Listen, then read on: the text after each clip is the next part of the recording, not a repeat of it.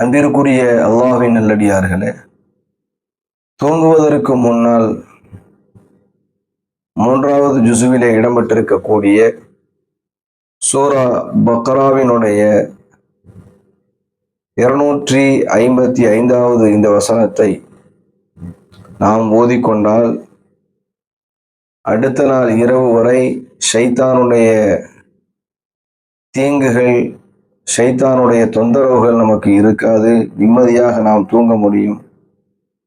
இதை நபிகள் நாயகம் ஸல்லல்லாஹு அலைஹி வஸல்லம் அவர்கள் நமக்கு கற்றுத் தந்திருக்கிறார்கள்.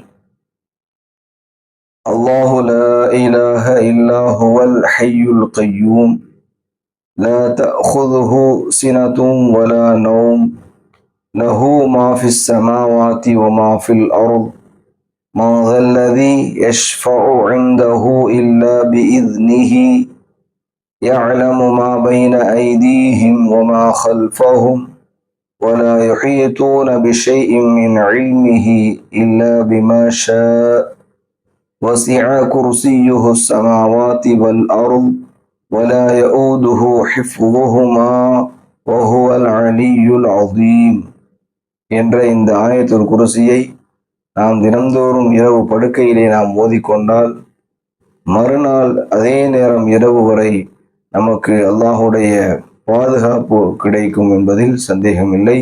தினசரி ஓதி வர அல்லாஹ் நம் அனைவருக்கும் தௌஃபீக் செய்வானாக. ஆமீன். அஸ்ஸலாமு அலைக்கும் வரஹ்மத்துல்லாஹி வபரகாத்துஹு.